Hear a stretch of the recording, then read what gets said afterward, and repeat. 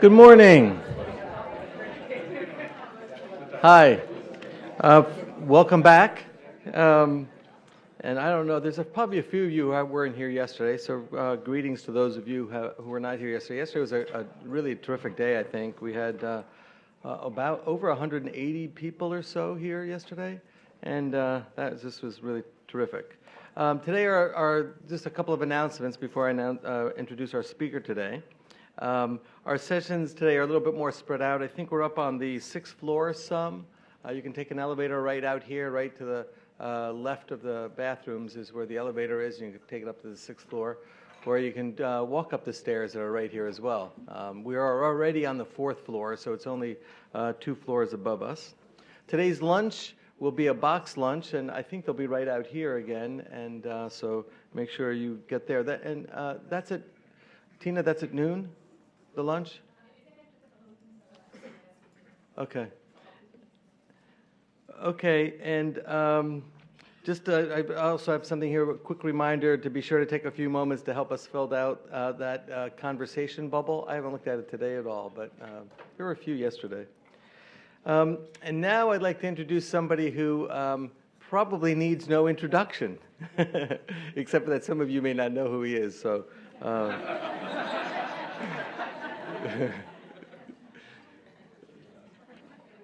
It is really my great pleasure to introduce Martin Filbert.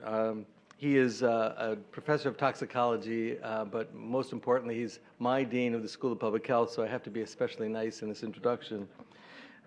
He earned his doctorate at, and I have my little notes here, because I didn't know this, some of these facts I didn't know about. But he earned his doctorate from the London University Royal Postgraduate University, postgraduate medical school, and he was awarded a postdoctoral fellowship from Rutgers University in my home state. Does anybody know where that is? The Garden State of America. He's been at the University of Michigan since 1995. He started as an associate professor, serving on several key roles, including our associate dean for research. And in 2010, he became the dean of the School of Public Health. He chairs a number of national science committees and has served on the National Advisory Environmental Committee, the National and at the Institute at the Environmental Health Sciences for the National Institute of Environmental Health Sciences. In 2012, he was elected to membership of the Institute of Medicine and the National Academy of Sciences, and in 2013, he became a fellow of the Royal Society of Chemistry. But really, more importantly, he's been a really great supporter of the Injury Center and injury research and prevention at the School of Public Health and at the university. And so I am honored and delighted to introduce Dr. Martin Filbert.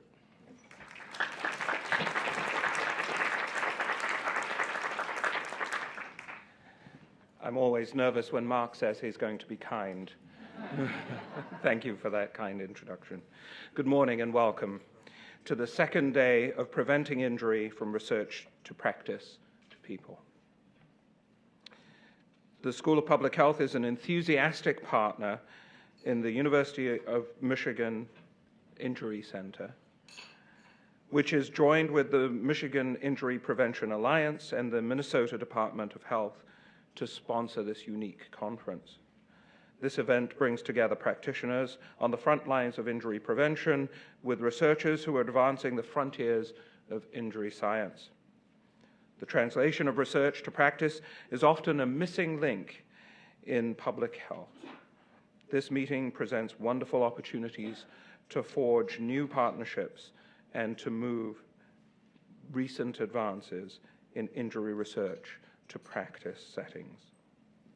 This event is particularly timely for the School of Public Health as we prepare to launch a new graduate certificate program in injury science beginning in January of 2014. Successful approaches to decrease the burden of injury require innovation from well-trained public health workforces.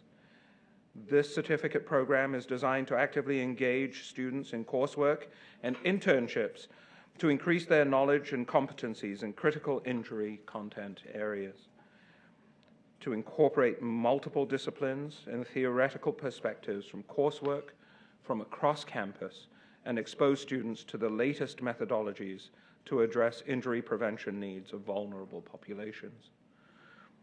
The certificate program will be open to all master's degree, PhD, and medical students at the University of Michigan who have successfully completed at least one semester of coursework. The certificate represents an important addition to the school's academic offerings and recognition of the centrality of injury prevention in public health. I'm particularly pleased to have the opportunity to introduce today's keynote speaker, Dr. Grant Baldwin, an alum of our School of Public Health. Grant received his PhD in health behavior and health education at the University of Michigan School of Public Health in 2003.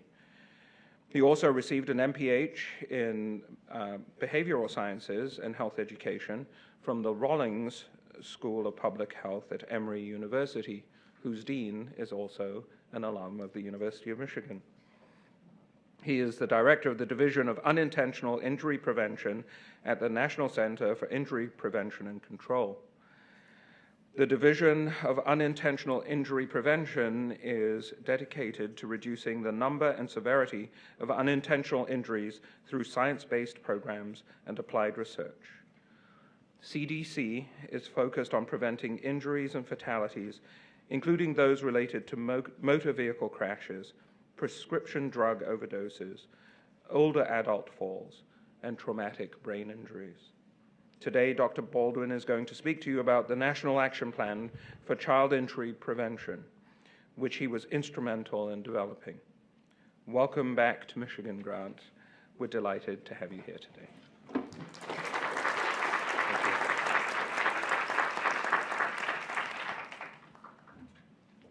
Well, good morning. Thank you for that warm introduction. It's certainly great to be back in Ann Arbor. By every measure, injuries exact a staggering toll on Americans, leaving lives lost or shattered by tragedy. But by every measure, there are many things we can do to prevent them and make our lives safer. I'll be talking about opportunities for injury prevention across the lifespan, discussing pressing injury issues here in the United States, and asking how and why we can be doing more. I'll crosswalk injury issues as we age with the power of prevention, viewed through a social, ecological, and life course perspective. By the end of my remarks, my hope is that you both understand these issues and maybe have some ideas to inform your work at home. So this is Michigan Stadium on a typical football Saturday, and like every great football program in the Big Ten, going to a game here is filled with tradition. Tradition not easily captured on TV. Whether watching players and coaches run onto the field and touch the MGO Blue banner, or the marching band play a Hail to the Victors for the first time, the atmosphere is electric. Another one of the traditions that I really enjoy is the introduction of the opposing team's players. The Michigan football players are introduced with great cheer, and this is where it actually gets interesting. When the public address announcer introduces the opposing team, he pauses after each player's name, and in that moment, 110,000 people yell, "Who cares?" The pattern repeats, player introduction and who cares for everyone on the roster. A few years ago, I read Start With Why by Simon Sinek. The book is about how to make big things happen when those you serve or are trying to influence understand your core motivations, your whys. These whys drive everything you do. They define you. While I'm not sure any action could influence a Michigan crowd to care during the introductions of the opposing team, I think there are at least 3 whys we can use to inspire action in injury prevention. They are the numbers, the burden of injuries, a belief, the human right for everyone to live safe and injury-free, and a storied opportunity, the opportunity to save a life with the widespread adoption of a known effective intervention, and the tragedy of the loss when this doesn't happen. There's a 4th why that I think is uniquely our own in public health. It is the unspoken core tenet science in action to protect and promote health for the greatest good for the greatest number of people. People rally behind whys because it gives a meaning and grander purpose for action. It is the intersection of these whys in injury prevention that make our calling so compelling. By now, this four-stage public health model is probably familiar to most of you. At CDC, we use it to guide our work. In this model, we move from traditional surveillance to risk and protective factor identification, to the development and implementation of programs and policies. Finally, we aim to bring proven evidence-based interventions to scale. We view solutions to the public health challenges we face as rooted in the social ecology. In other words, the factors depicted on this slide interact with one another to create or reinforce health. It is not just about individual choice or genetic predisposition. Social relationships matter, neighborhood and community conditions matter, local, state, and federal policies matter. And all of this plays out over our life course. I'll be narrowing in on the important role of policy in prevention and how time, place, and life circumstances interact to influence outcomes. CDC Director Dr. Tom Frieden is particularly energized about the role of policy, or changing the context of public health decisions and making healthy and safe choices easier. In general, public actions and interventions represented by the base of the pyramid require less individual effort and have the greatest opportunity for a population impact.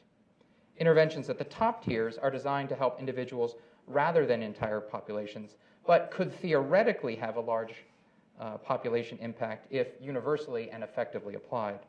Here, there are challenges with scalability. In the area of violence prevention, the Adverse Childhood Experiences Study has shown that early childhood trauma, like physical, emotional, or sexual abuse, can have deleterious impacts for the victim throughout their lives. And the more trauma they experience, the worse the outcomes. Survivors of early childhood abuse are more likely to have risky healthy behaviors like abusing drugs or alcohol, smoking cigarettes, maintaining a poor diet, and being sexually promiscuous. They are at a greater risk for a range of long-term chronic conditions like cancer, heart disease, and others. The principles of life course theory are relevant to unintentional injury prevention too. I'll describe 4 of them during my remarks. As this girl ages in the picture on the right, her life trajectory, transitions, and turning points could be interrupted or greatly influenced if she is severely injured. So let me get back to the whys. The first why is the numbers. As infectious diseases have come under control in the last century, the relative importance of injury as a cause of mortality has increased to the point where it's the leading cause of death for people ages 1 to 44. Regardless of sex, race, or economic status, injuries affect everyone and can result in short or long-term disability. The burden of injury surpasses all major disease groups as a cause of years of potential productive life lost before the age of 75 because it's the preeminent cause of death among children and young adults. Each year in the United States, there are 180,000 deaths from injury, 1 person every 3 minutes. There are 29 million people treated in an ED for an injury and 2.8 million people who are hospitalized. In addition to the tragic human toll, injuries exact a staggering financial cost too. Injuries cost an estimated $406 billion annually in medical cost and lost productivity. In an era where cost-saving interventions are more important than ever, a decrease in injuries can afford substantial cost savings. If you are between the ages of 1 and 44 in the United States, you have a greater chance of dying from an injury than from any other cause. Not from cancer, not from HIV, and not from the flu. Injuries. This is driven largely by motor vehicle-related injuries and the growing epidemic of prescription drug overdoses. This chart also shows that the other leading causes of death for different age groups for both sexes include homicide and suicide. By the way, unintentional injuries are the 5th leading cause of death overall. So what about the proportion of deaths within the ages of 1 to 44 compared to others? In the United States, injuries, including all causes of unintentional and violence-related injuries combined, accounted for 51% of deaths among persons in that age group. Between the ages of 1 to 30, injuries and violence account for almost 80% of deaths. And later I'll outline for you some of the leading cause of injuries focusing in on topics that are current priorities for the Injury Center. I won't be talking about prescription drugs because I spoke about CDC's work in the area previously. Injury prevention at CDC gained new focus and attention when Dr. Frieden became its director in June of 2009. He set out to identify areas in public health where we can make a large and immediate impact. He calls these winnable battles. These public health challenges are not easy, or they would not be battles, and yet they are not hopeless because they are winnable. A winnable battle needs to meet 3 criteria. It must be a leading cause of illness, injury, disability, and death. Evidence-based, scalable interventions must already exist and are able to be broadly implemented now. And we have the ability to achieve dramatic results within 1 to 4 years. Dr. Frieden declared these 6 topics winnable battles, including motor vehicle injury prevention. And prescription drug overdose prevention is also a top priority for the CDC. The second why is the core belief that it should be a human right for everyone to live safe and injury-free. Most everyone shares the value that everyone should be able to thrive, with the hope of living life to its fullest potential. To realize this vision, we must be given the freedom and opportunity to grow up safe and injury-free. We have an obligation to future generations to assure that this human right is met. Clean air, clean water, safe food are all taken for granted in the United States, but at one time they were pernicious problems for public health. Injury prevention is a new frontier for public health, and countries like Sweden, with their Vision Zero, are setting this benchmark. The third why is about the life-saving potential of our injury interventions and the tragedy of missed opportunities. As public health researchers and practitioners, we often focus on population-level change, with good reason. But that said, in the everyday, I think one of our biggest whys is the opportunity to save a life. Beyond the numbers, these are real families and real people. 2 weeks ago, I was reminded of the power of the story when a colleague and friend in Columbus, Gary Smith, told me the story of their efforts to get a bike helmet law passed in Ohio. Even the staunchest of elected officials can be moved by a story. You and I already recognize this promise and opportunity, and I think we can use it to inspire others. The final why is the core tenet of public health. It is science in action to protect and promote health for the greatest good for the greatest number of people, and that's what we are all about at CDC.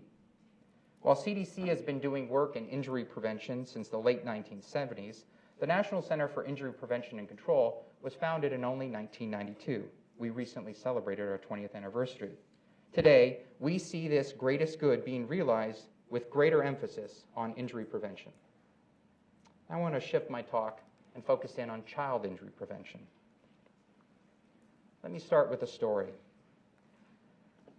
This is 3-year-old Kayla Armstrong. She drowned in her family's pool on March 7th of this year in Van Buren County, Tennessee, near Nashville. When she was found, CPR was performed and Kayla was taken to White County Hospital, where staff were able to regain a pulse and labored breathing. She was then taken to Erlanger Medical Center in Chattanooga, and she died the next day. Her mother, 22-year-old Samantha Breimer Armstrong, was charged this past Friday, September 27th, with 1 count of child abuse and 1 count of neglect. Breyer Armstrong told investigators that she had left Kayla unattended. She played video games in the back bedroom with a pair of headphones on for over an hour. This is one face of child drowning in the United States. My commitment to child injury prevention is long-standing. However, like most parents in this room, this passion took on new meaning in July of 2011 when I became a father.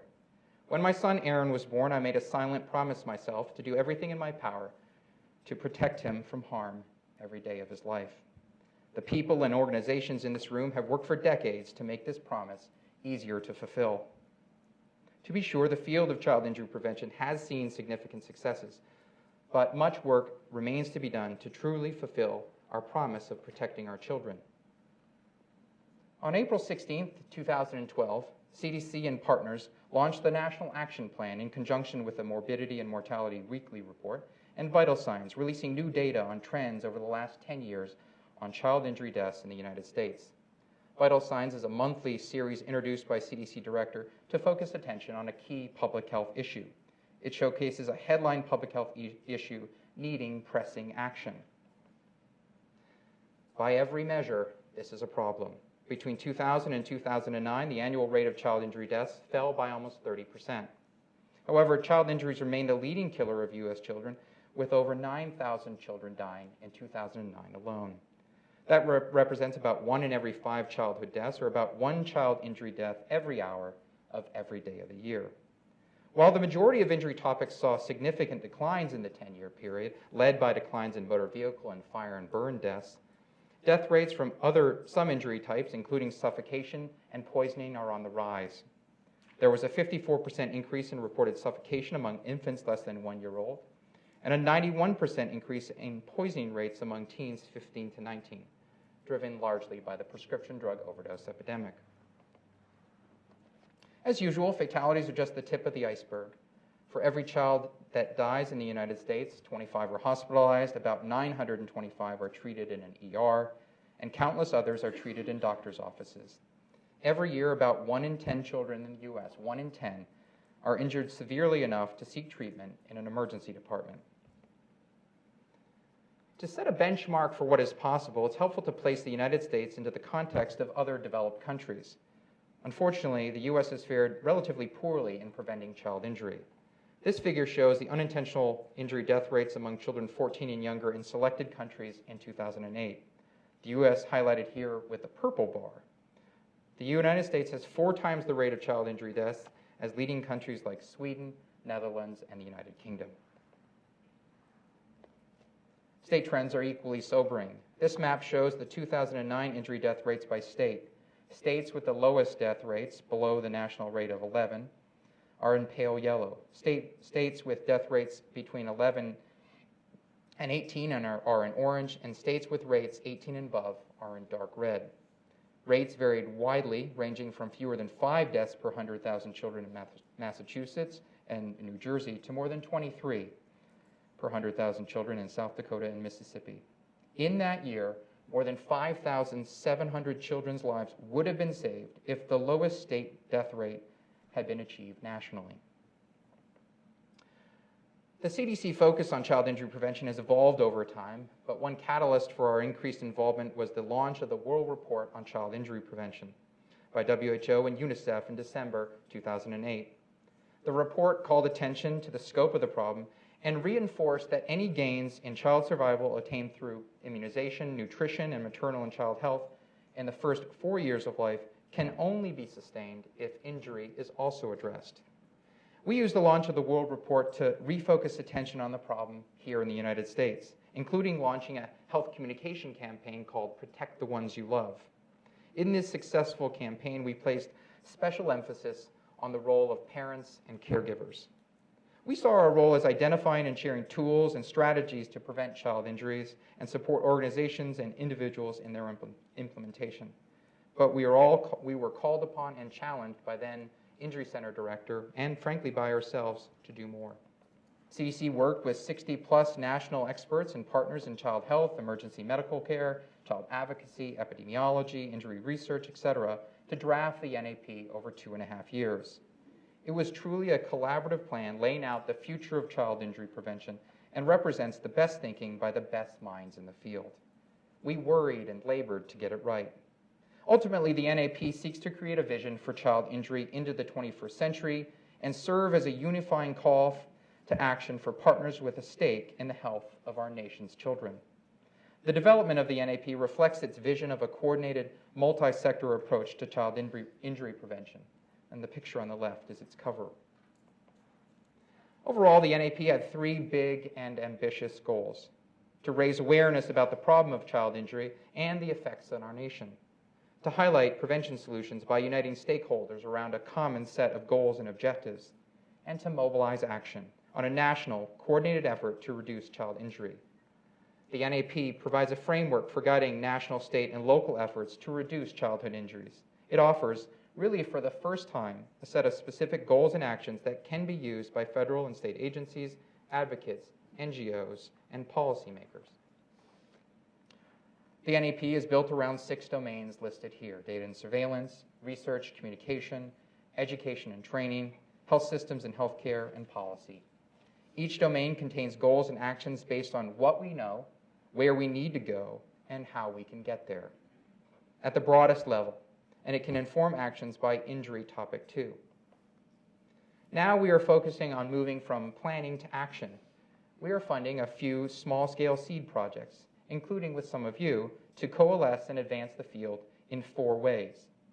First, strengthening collaboration among key stakeholders, including on programmatic and policy priorities to ensure one-voice messaging. Second, providing tools for the field to improve data and consistency in program execution. Data helps us assess progress and identify gaps. Third, showcasing the promise of evidence-based programs on high-burden topics, like motor vehicle injury prevention. And finally, building capacity in hospital settings and among employer networks. The focus is on prevention, before or after an injury occurs. In life course theory, the principle of linked lives suggests that social relationships matter, including family, friends, neighbors, and work colleagues. Life experienced by one person ripples throughout a network. A catastrophic event like a severe injury to a child greatly impacts the lives of everyone associated with that child. In an instant, the life trajectory of a child is altered, and the life opportunities for everyone closely linked to that child are altered too. So now I want to talk a little bit about teen driving, but by way of introduction, let me speak broadly about motor vehicle injury prevention first. I also want to talk a little bit about the importance of partnerships. Motor vehicle crashes present an enormous public health problem. More than 5 million crashes happen each year in the United States. In 2009, motor vehicle crashes killed more than 33,000 people in the U.S., more than 90 men, women, and children each day. They're the leading cause of death overall for persons aged 5 to 34. In the graph, note the stair-step decline in motor vehicle crash deaths by both raw numbers and by vehicle miles traveled. These achievements track to policy enhancements such as primary enforcement seatbelt laws. But for the first time in several years, early data from 2012 suggests that motor vehicle fatalities are on the rise again as our economy improves. There is almost a 7-fold variation in the age-adjusted motor vehicle death rate by state. Much of motor vehicle safety policy in the United States, as you know, is determined at the state level. States with stronger laws tend to have the lower death rates, but the relationship is not perfect. In 2006 to 2008, in the 5 states with the highest fatality rates, Mississippi, Wyoming, Montana, Alabama, and Arkansas, 79% of fatalities occurred in rural areas. For the 4 states, Massachusetts, Rhode Island, New York, New Jersey, and the District of Columbia, with the lowest fatality rates, 17% of deaths occurred in rural areas. Rural states have higher rates, even if they have stronger laws. Here are some of the key risk factors associated with motor vehicle fatalities in the United States. Specifically, in 2007, over 50% of all persons killed in a motor vehicle crash were not wearing their restraint. Over 30% of all traffic-related fatality deaths involved alcohol, and over 30% of persons were speeding at the time of the crash. Not surprisingly, these risk factors interact with one another, and the explanation for many motor vehicle-related fatalities is multi-causal. In 2007, approximately 7% of all motor vehicle-related fatalities involved all 3 factors. So what is our vision for motor vehicle injury prevention? Simply put, our role is to research what works and to partner to promote proven programs and policies that prevent car crashes and protect people from injury and death. Through public health leadership, we aim to keep people safe on the road, drivers, passengers, and pedestrians, every day. Our overall strategy is to promote motor vehicle safety through a multifaceted program of applied research, implementation, evaluation, and translation of effective interventions. As you will soon hear, our work complements the work of the National Highway Traffic Safety Administration, or NHTSA, and other federal partners in the transportation safety community. The areas presenting the biggest threats to motor vehicle safety are as familiar as they are persistent, and CDC's injury prevention efforts focus on them: seatbelts and child passenger safety, teen drivers, and alcohol-impaired driving. In 2009, about 12,000 more injuries would have been prevented and 450 more lives saved if all states had primary enforcement seatbelt laws. Seatbelts have saved 250,000 people since 1975. If a crash occurs, wearing a seatbelt is the single most effective prevention measure that you can take. Per mile driven, teen drivers ages 16 to 19 are 4 times more likely than older drivers to crash. We know that 2 things are proven to protect teens on the roads: strong GDL policies and involved parents and caregivers. Work done here at the U of M by Gene Shope and Ray Bingham and others is helping to inform these promising interventions. Finally, in 2009, almost 11,000 people were killed in crashes involved impaired driving. This is nearly 1/3 of all crash traffic deaths. Reducing alcohol-impaired driving, particularly recidivist impaired driving, is the subject of intense work at CDC. Each of these issues provides fertile ground for collaboration between NHTSA and CDC. This is 16-year-old Tyreek Hemphill. He was killed late Friday afternoon, September 20th, less than 2 weeks ago, in a 2-car accident on Highway 55 south of Riddle Road in Durham, North Carolina. The crash happened shortly after 4:30 p.m. when a northbound Honda driven by Tyreek crossed the median and drove into the path of a southbound Oldsmobile driven by a 36-year-old woman named Patrick Bailey. Police said Bailey tried to avoid the crash but was unable to.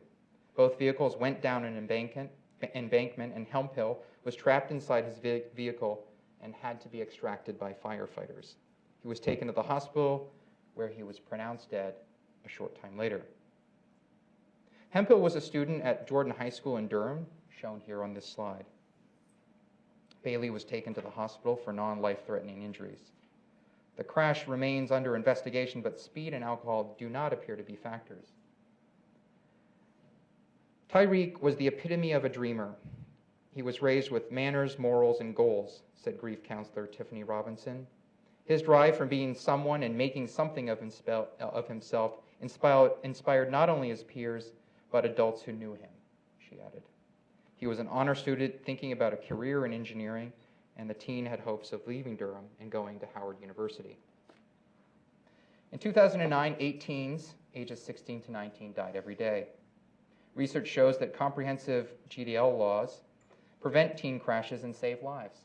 Comprehensive GDLs are associated with reductions of 38% and 40% in fatal and injury deaths, respectively, among teen drivers.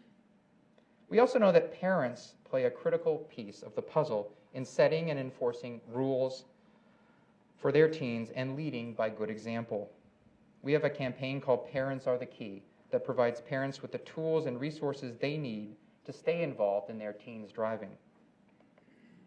We are working with several national partners to conduct a teen driving safety campaign, and the goal of the campaign is to increase awareness among parents of both teens' crash risks and the things that parents can do to keep their teens safe. Research suggests that by increasing parents' awareness of the need to manage their teens' driving and teaching them how to reduce high-risk activities, parents will more closely monitor and manage their children, leading to a decrease in motor vehicle crashes that involve teen drivers. I really like this I Pledge video that I'm about to show you. This is a very powerful why. I pledge to make sure you always buckle your seatbelt. Because you're safer with it on. I pledge to limit your nighttime driving. Because more daytime practice will help you get ready for the challenge of driving at night. I pledge to restrict the number of passengers in your car. To protect you and your friends. I pledge to practice driving with you and coach you to be a better driver. I pledge to help you learn and follow our state's driving laws. Because 16 years ago, I pledged to keep you safe when you were born. By my hugs, I pledged it. By my kisses, I pledged it. During long nights, when you were sick, I pledged it. With every scraped knee, every heartache, and some tears, I pledged it. I pledge to set a good example of safe driving. Starting today, I declare the driver's seat a no cell phone zone. You can help me do this. We can work on safe driving together. We can talk about it. We can make an agreement. I will make this happen. I will make this happen. I pledge this. I pledge this. I pledge this. I pledge this. I love you, so I pledge this.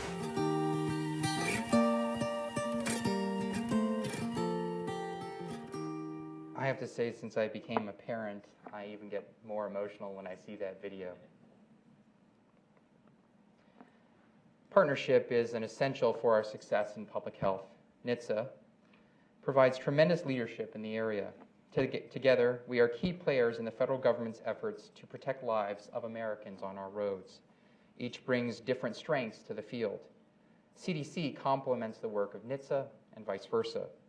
NHTSA is a regulatory agency working to ensure highway traffic safety. They advance a broad range of injury prevention policies, programs, and practices, establish and enforce safety standards, oversee critical highway safety grants and programs, and develop invaluable data-driven and authoritative behavioral and safety research.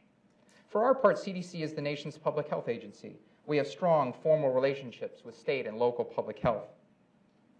We translate data into evidence-based programs and policies. In many domains, CDC functions as an impartial convener, bringing together partners from many sectors, and this is true in transportation safety too. Finally, because of CDC's global mandate, we are also taking leadership in the area of global road safety. CDC and NHTSA are working together to explore opportunities to work collaboratively with other federal, state, and local partners as well, NGOs like MAD, AAA, and Safe Kids.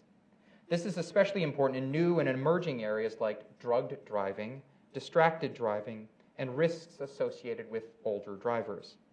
Together, the two agencies bring people to the table and leverage differences in our appropriations, authorizing statutes, and cultures for a bigger impact.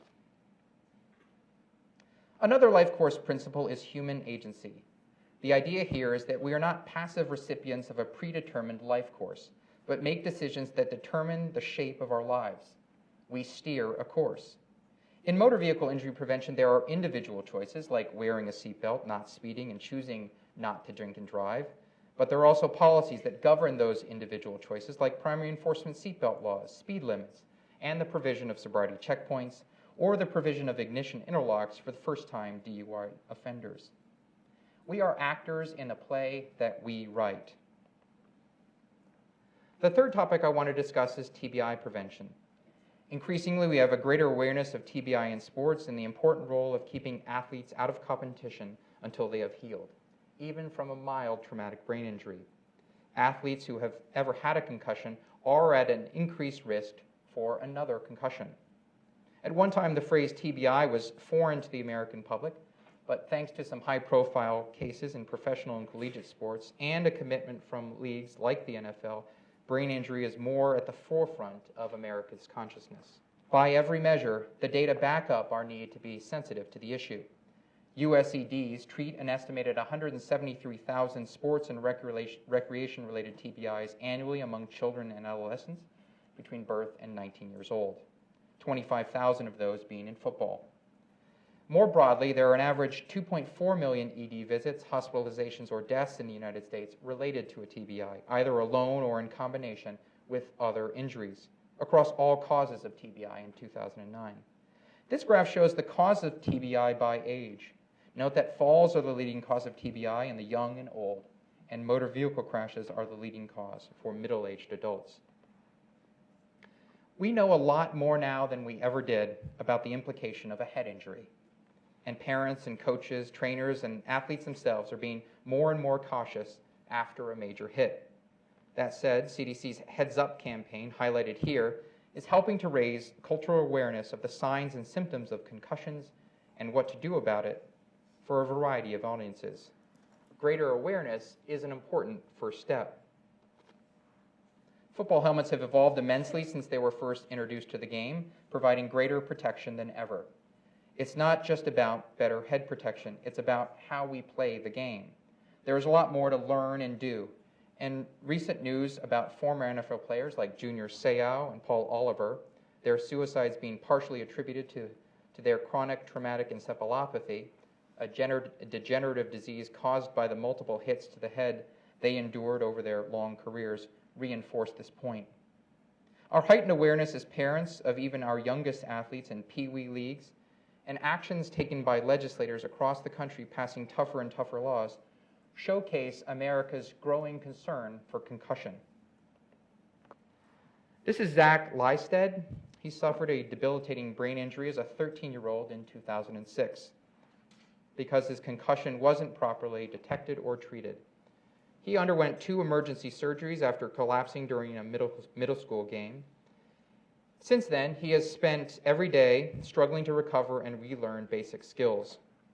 Recounting his story to the Seattle Times, Zach-Dad Victor said he was on life support for 7 days, he couldn't speak for 9 months. After 13 months, he could move his left arm a little. It took 2 years to get rid of the feeding tube and 4 years before he could move his right leg purposefully. In May 2009, the state of Washington passed the Zachary Lystat Law to address concussion management in youth athletics. The Washington law was the first state law to require removal and clearance for return to play among young athletes. Inspired by Zach's story, 42 states and the District of Columbia have passed similar laws between 2009 and 2012. In order to assess the implementation of return-to-play laws, CDC conducted a case study evaluation of return-to-play implementation in 2 states, Washington and Massachusetts. That report is shown here on the right. A third principle in life course theory is time and place. Our lives are shaped by when and where we are in the socio-historical perspective. Culture intersects with health. We have seen a dramatic shift in cultural attitudes about smoking over many years, marked recently by increased bans on where smokers can ignite a cigarette. Once glamorized, smoking is no longer a social norm. As our awareness about concussion matures and the social acceptance of putting anyone at risk for a head injury changes, I wonder what games we will play and how we will play them. The final example I want to highlight is at the other end of the lifespan. Specifically, I want to discuss older adult fall prevention. By every measure, over 1/3 of all older adults 65 and older fall each year. Those who fall are 2 to 3 times more likely to fall again. Every 15 seconds, an older adult goes to an ED because of a fall. That amounts to about 2.2 million older adults treated in emergency departments every year. Tragically, falls were responsible for more than 19,000 deaths in 2008. Hospitalizations are on the rise too. 1 in 5 falls causes serious injury. Between 2001 and 2008, the rate of hospital admissions for older adult fall injuries in the U.S. increased by 31%, placing an increased demand on our health infrastructure. Moreover, the direct medical cost of older adult falls is approximately $28.2 billion. Stated simply, the physical, emotional, and financial burden of falls on older adults, their caregivers, and families is really immense. Falls and the injuries they cause can affect older adults' independence, reduce their mobility, and compromise their ability to live in their own homes. Fortunately, we know that falls can be prevented. One important step we've made toward prevention is identifying the cause of falls and the factors that put people at greater risk. Fall risk is affected by biological, behavioral, and environmental factors. This includes biological factors such as age, muscle weakness, poor balance, and some chronic conditions. Behavioral factors such as taking multiple medications, inactivity, and risky behaviors like climbing ladders. And finally, there are some environmental factors such as lack of handrails on stairs or bathroom grab bars, poor lighting, and tripping hazards in the home. Recently, CDC Director Tom Frieden sent an email to all CDC leadership. In it, he wrote passionately about strengthening the linkage between public health and clinical medicine. Specifically, he called for improving prevention in healthcare. He laid out 5 key drivers where we could make a difference, including reducing practice variability, engaging the entire healthcare team, building accountability through health IT support, remaining patient-centered, and supporting innovation and evaluation. Fortunately, CDC's work in older adult falls prevention aims to do all 5 of these. To address older adult falls, we know that the most effective approach is clinical assessment by a physician or healthcare provider to identify and address a person's specific risk factors, and then referral to a community-based program. This can be very extensive. It may include taking a history of falls, assessing gait and balance, reviewing medications, evaluating neurological and cardiovascular function, and checking blood blood pressure, reflexes, and visual acuity. And at the community level, the CDC Injury Center is promoting those evidence-based fall prevention programs. To enable the widespread adoption of evidence-based programs, the CDC published a compendium of effective fall interventions. And the second edition was released last year. There's also a companion document for showing organizations how to actually do the work. For our part, we're now disseminating and implementing several of these interventions, including Stepping On, a physical activity and education program designed to improve strength and balance. It also includes education on home environmental safety and the importance of vision checks and medication management. Tai Chi for Moving for Better Balance is a 12-plus week program delivered by trained instructors and proven to improve balance using Tai Chi. And the Otago Fall Prevention Program, a program delivered in the home by a physical therapist using individualized exercise to improve strength, balance, stability, and range of motion. We're also very concerned about making sure that the work we do saves money. The CDC has worked hard to establish the return on investment for each of these programs to help them make the case that investing in fall prevention makes financial sense too, including telling this story to private insurers and managed care organizations. Each program CDC is supporting provides an ROI, with Moving for Better Balance and Stepping On being especially cost-effective. CDC, under the leadership of Judy Stevens, recently finished developing STEADY, or Stopping Elderly Accidents, Deaths, and Injuries. The STEADY Toolkit is a comprehensive and easy-to-use resource designed to help healthcare providers incorporate falls risk assessment and proven interventions into their clinical practices. The toolkit is very practical and includes a chart to help different types of providers incorporate fall prevention, suggestions about how to talk with patients about falls, assessment tools for several gait and balance tests, and a number of patient education materials.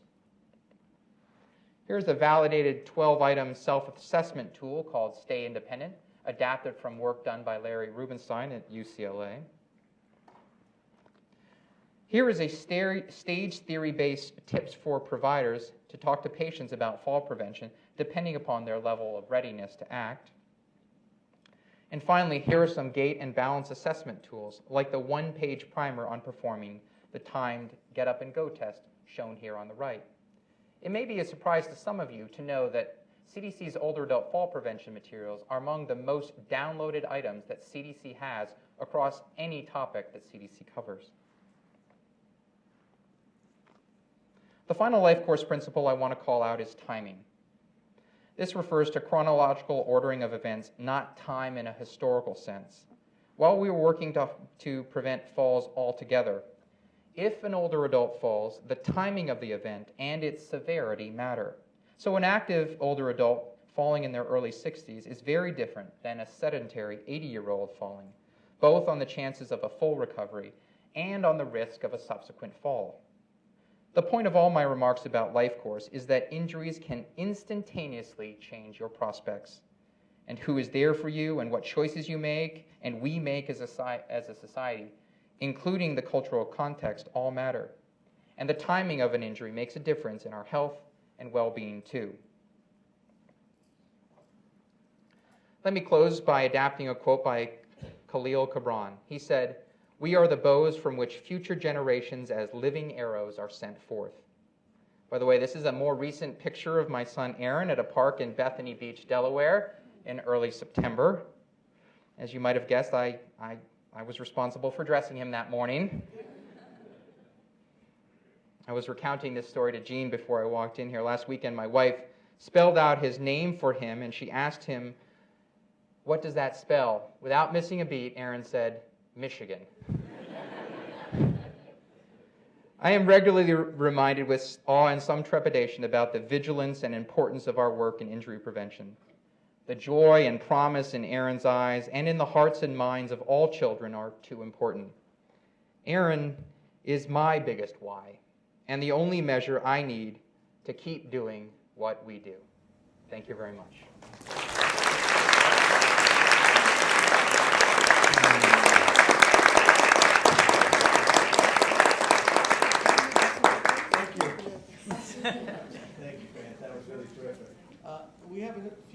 chance for questions. For Grant, anybody? John Raisler from the Minnesota Department of Health. So one of my favorite things I kind of run with sometimes, I saw this MMWR report, and I included in some of my presentations, and it shows the 5 leading causes of death. And it shows the general trends over the last recent years. Heart disease is declining. Cancer is declining. Stroke is declining. CLRD is declining. Injury, unintentional injury, is increasing. Now, one of the things that I've been struck with, for example, in Minnesota, which is a fairly healthy state, fall mortality is about twice that of the national fall mortality. And I'm wondering if we're undergoing a new epi-transition. You know, the first epi-transition, we saw the mortality change from infectious disease to chronic disease. But as we're making progress on these various chronic diseases, and as we increase physical activity and movement in our elder adults, and because they're living with heart disease and cancer and CLRD and surviving stroke, and they're not dying from it, we're going to see elders moving around and falling. And when they fall, they're going to die. And so we may see, my premise might be, is that we actually may see unintentional injury moving up as a leading cause of death, and that's not necessarily a bad thing. Well, I can't agree with that last part. But I think stepping back from the United States, as you know, with the recent Global Burden of Disease project, we're actually seeing injuries rise as a leading cause of death internationally. And so that's a real problem. I feel that part of my job at CDC is to do 2 things right. 1, get the science right, but 2, get the communications right. And that's the second piece of that is something why I spent a lot of energy thinking about how to communicate things out. I talked in my presentation about the importance of the whys. Telling our story, how we tell our story, how we graphically represent our story is critically important.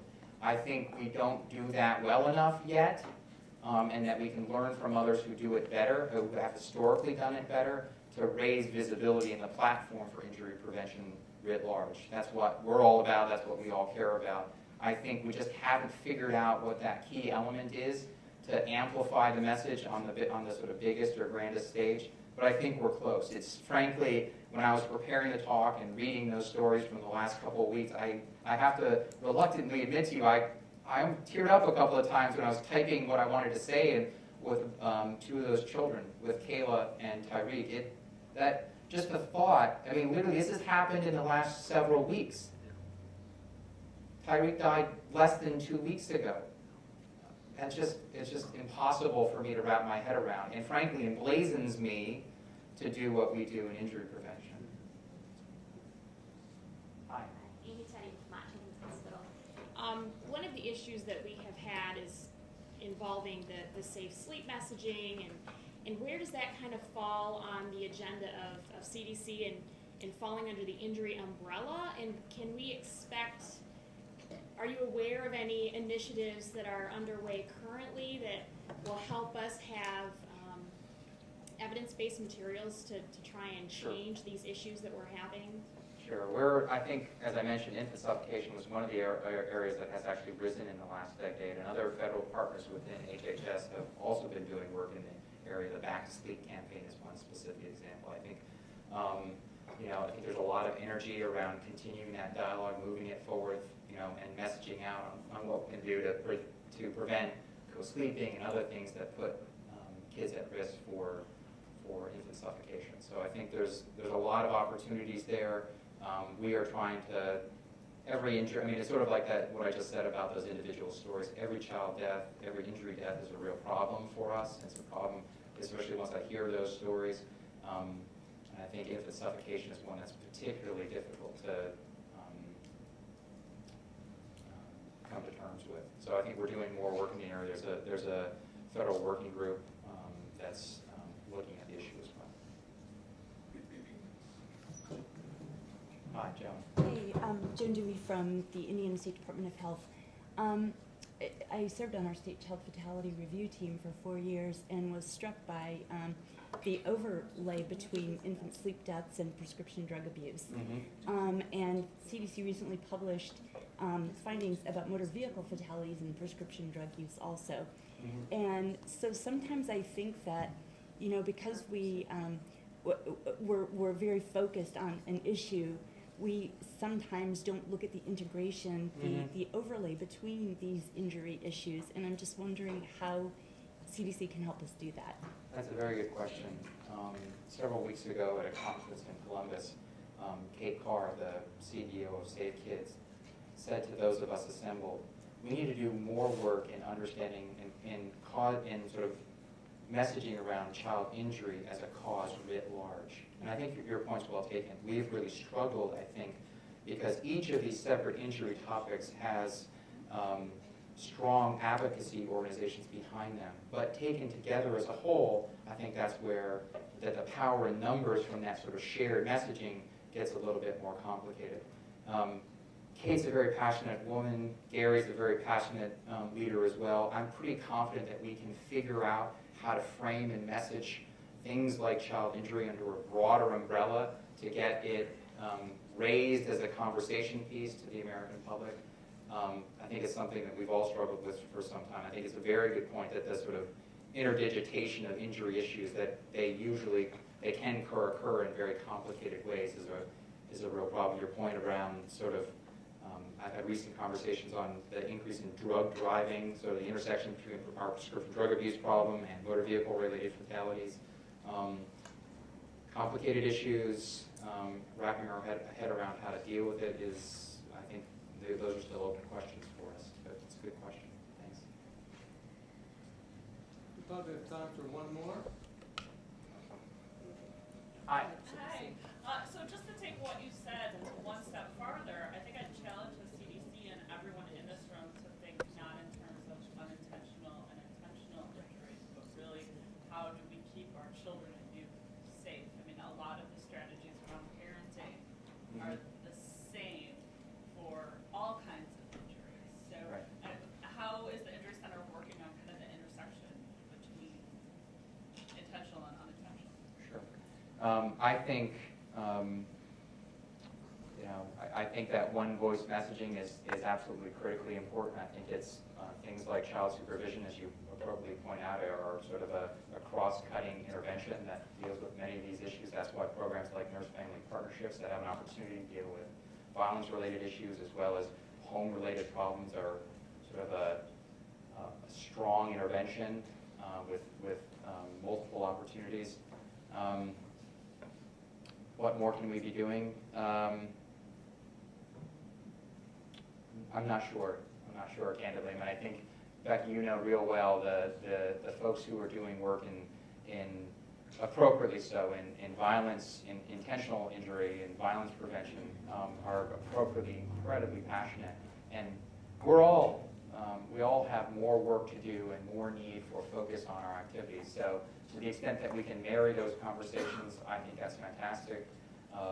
We at CDC, with the current leadership team in place, have energy, and we regularly interact around shared risk factors as a specific example. So we recently created an alcohol risk group, given that alcohol has a touch point, as you indicated, between intentional and unintentional injury prevention.